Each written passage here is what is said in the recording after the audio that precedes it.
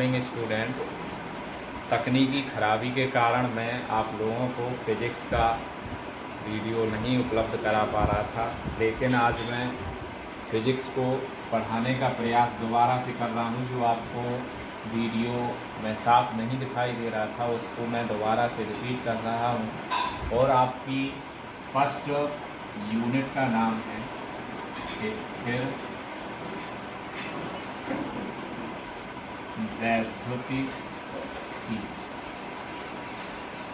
जिसको हम इंग्लिश में कहते हैं इलेक्ट्रोस्टैटिक्स। इसमें इलेक्ट्रोस्टैटिक्स, इलेक्ट्रो का मतलब होता है आपका चार्ज, और स्टैटिक्स का मतलब होता है एट रेस्ट।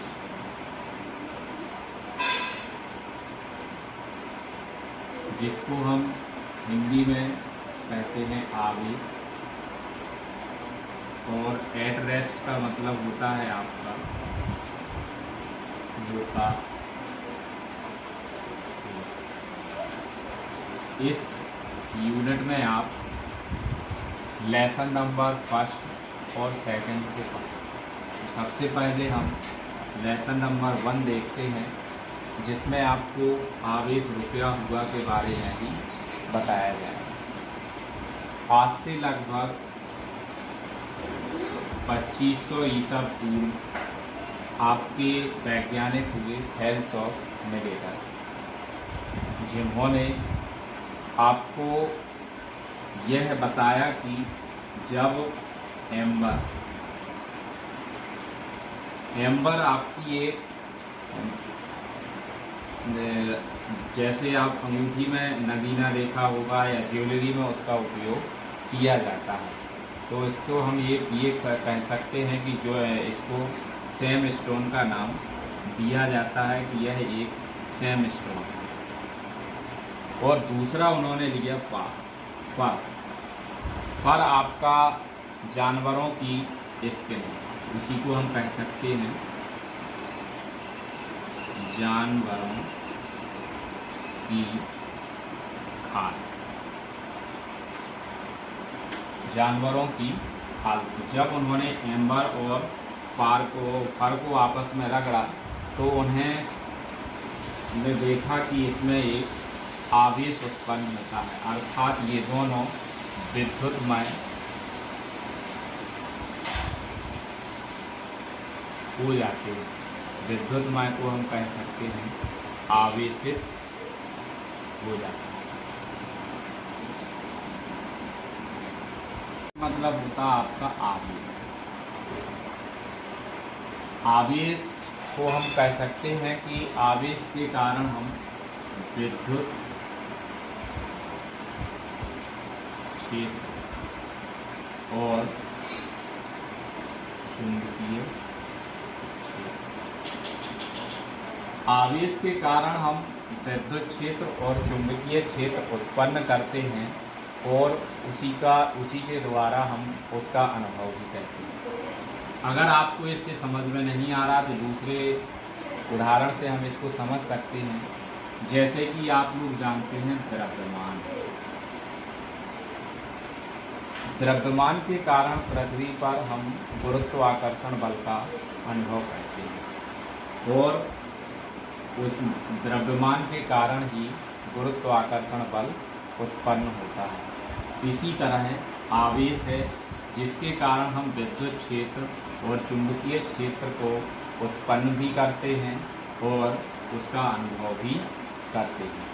अब आपकी नेक्स्ट इसमें आवेश की परिभाषा आती है कि आवेश की परिभाषा हम आवेश को किस प्रकार परिभाषित करेंगे। अब इसकी परिभाषा आप लोग देखिए। आवेश किसी वस्तु का वह मूलभूत मूलभूत गुण धर्म है। वह गुणधर्म है जिसके कारण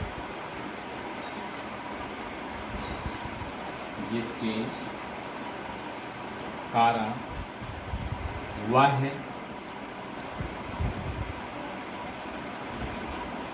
वैद्युत व चुंबकीय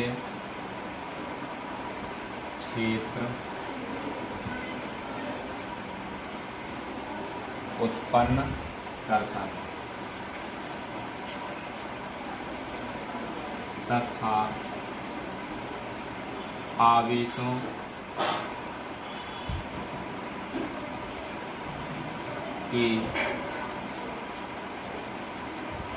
प्रभावों का अनुभव करता है।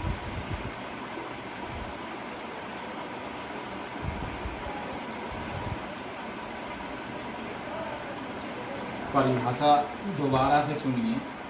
आवेश किसी वस्तु का वह मूलभूत गुणधर्म है जिसके कारण वह वैद्युत व चुंबकीय क्षेत्र उत्पन्न करता है तथा आवेशों के प्रभावों का अनुभव करता है।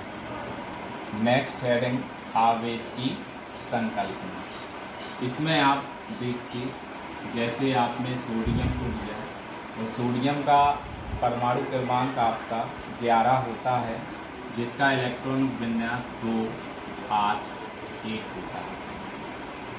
अब इसमें सोडियम में इलेक्ट्रॉन 11 होते हैं।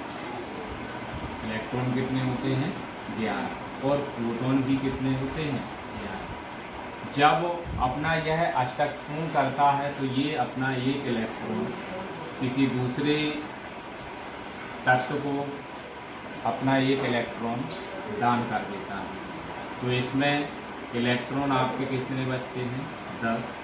और प्रोटॉन आपके ज्यों के त्यों 11 ही होते हैं। तो इसने अपना एक इलेक्ट्रॉन दिया, तो इस पर जब कोई तत्व अपना इलेक्ट्रॉन दान करता है तो उस पर पॉजिटिव चार्ज आ जाता है Na+। तो इससे ये पता चलता है कि यदि कोई वस्तु इलेक्ट्रॉन का दान करती है तो उस पर धन आवेश आ जाता है। इसी प्रकार आगे देखते दूसरा उदाहरण लेते हैं।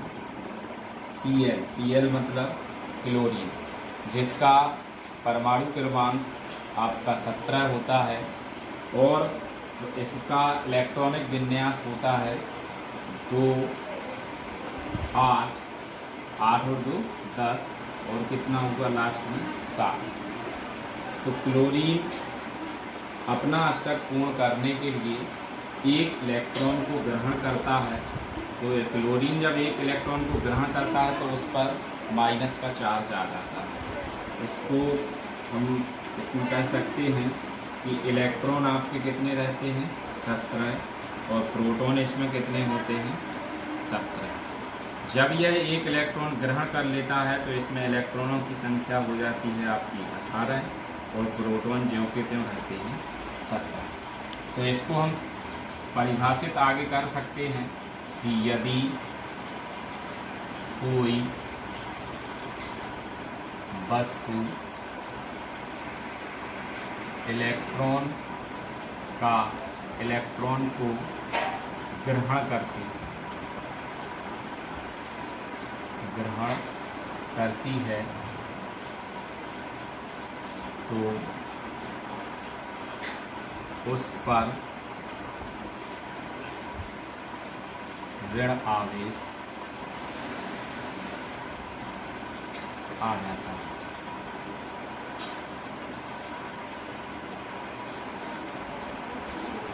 इसके बाद आपका बेंजामिन फ्रैंकलिन नामक वैज्ञानिक ने ऊनी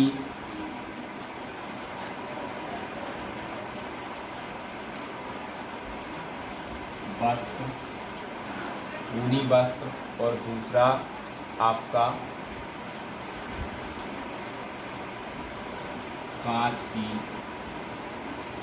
छड़, एक आपका दूसरा उन्होंने लिया बिजली खाल और दिल्ली की खाल और दूसरा लिया एवोनाइट की छड़। अब ऊनी वस्त्र और दिल्ली की खाल, दूसरा आपका है इसमें कांच की रॉड और एवोनाइट की छड़। जब उन्होंने ऊनी वस्त्र और कांच की छड़ को आपस में रगड़ा, बिल्ली की स्किन और एवोनाइट की छड़ को आपस में रगड़ा, तो जब उन्होंने कांच की रॉड के पास दूसरी कांच की रॉड ले जाते हैं और एवोनाइट की छड़ के पास दूसरी एवोनाइट की छड़ ले जाते हैं,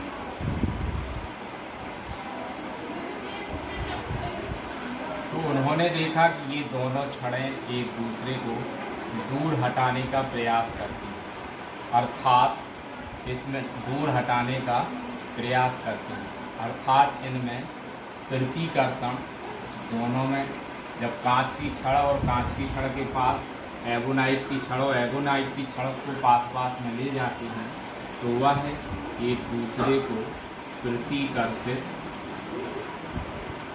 करती हैं, अर्थात उनमें प्रतिकर्षण का बल पाया जाता है। इसी प्रकार जब उन्होंने कांच और एवोनाइट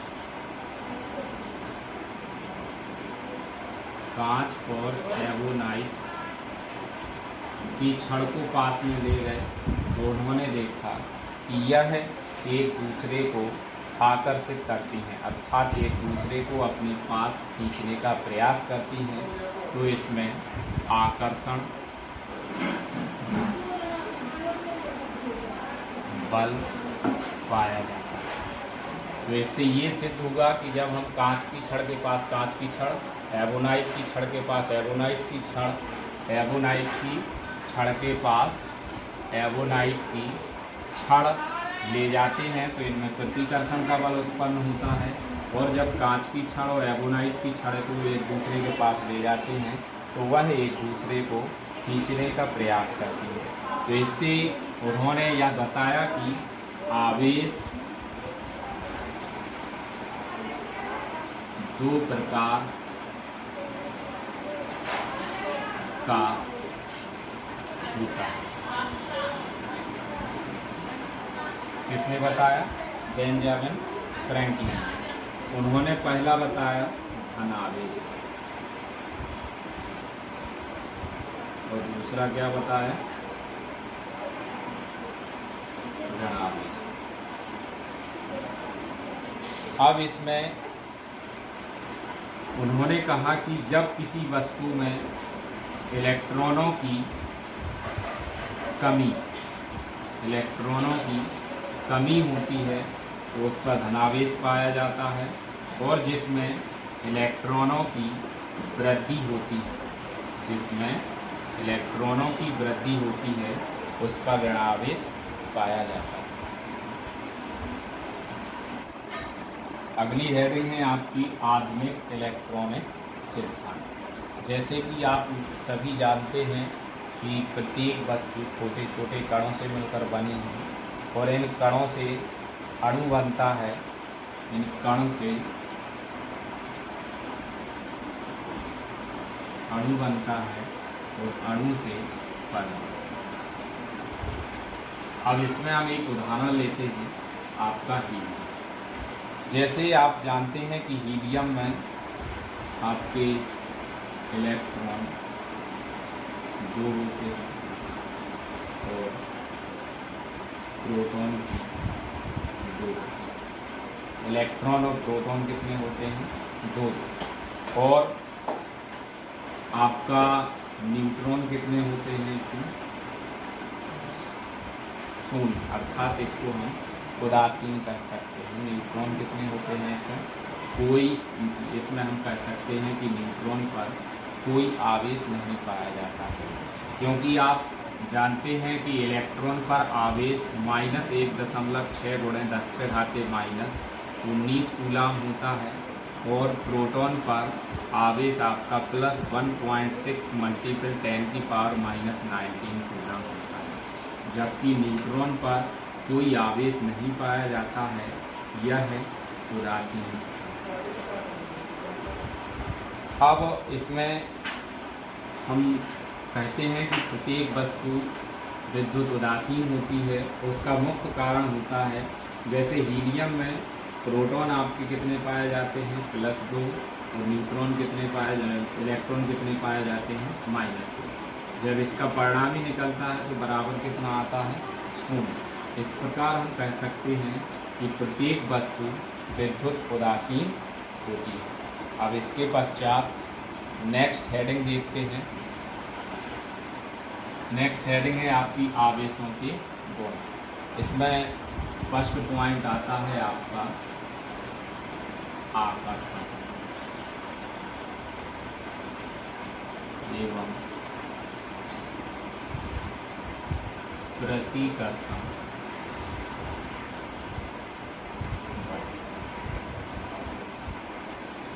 इसको हम ये भी कह सकते हैं आगे सजातीय और विजातीय आवेश। तो इसमें आप देखेंगे कि जब हम माइनस, प्लस माइनस और माइनस प्लस, अर्थात जब विपरीत आवेशों को लेते हैं तो उन आवेशों के मध्य आकर्षण बल उत्पन्न होता है।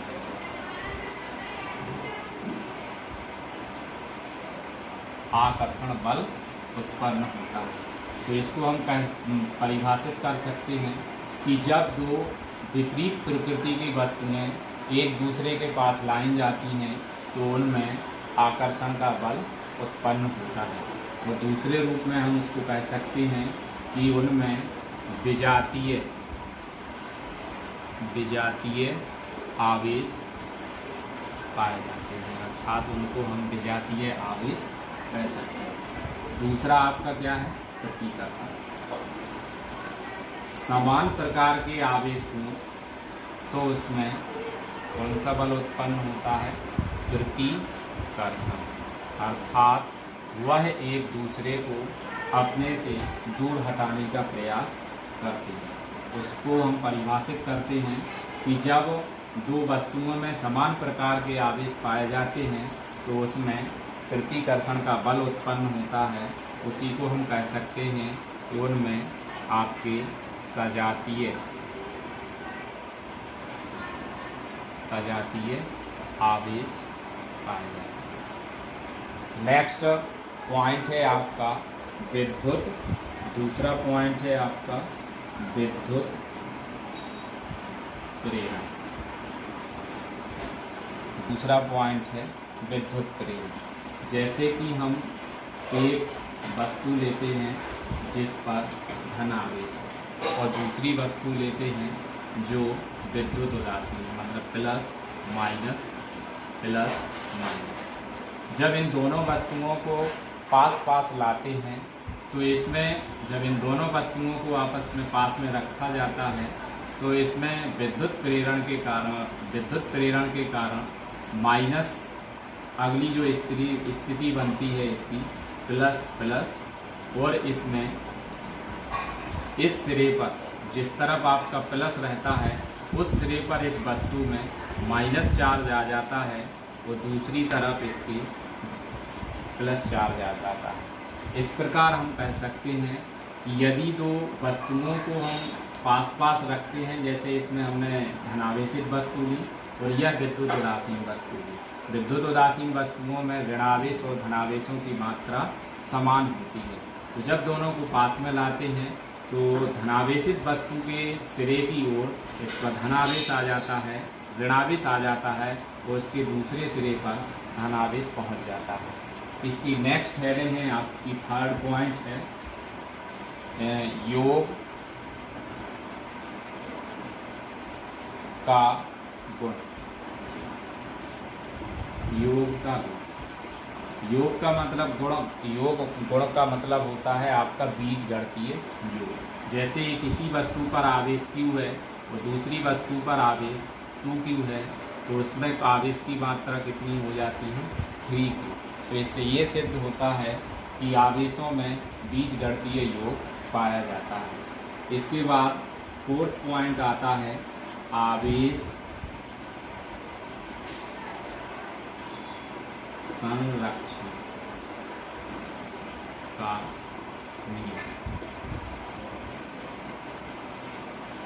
आवेश संरक्षण का नियम, तो कोई भी वस्तु जब हम दोनों को आपस में, जैसे आपने ऊपर एग्जाम्पल लिया था बिल्ली की खाल और एवोनाइट की छाल, दोनों को आपस में रगड़ा तो आपने देखा कि वह विद्युतमय अर्थात आवेशित हो जाती हैं, जबकि उनके आवेशों का जो गुण रहता है वो अपने आवेश के गुण को नहीं त्यागते। जैसे हम दूसरे प्रकार से समझ सकते हैं कि जब हम अपने बालों पर कंघी करते हैं और बाल आपके सूखे हुए हों, तो उस स्थिति में जब हम बालों को कंघी से बाल कंघी से को कंघी करते हैं तो उसमें आपके कंघी पर आवेश आ जाता है और बाल उस कंघी की तरफ खींचने लगते हैं। तो यह क्रिया आप कभी भी करें दोबारा से होती रहती है। तो इससे ये हमें ज्ञात होता है कि कोई भी वस्तु अपने आवेशों का त्याग नहीं करती है, लेकिन जब उसको आपस में हम रगड़ते हैं अर्थात उनमें घर्षण उत्पन्न होता है तो उसके कारण उनमें आवेश उत्पन्न हो जाता है।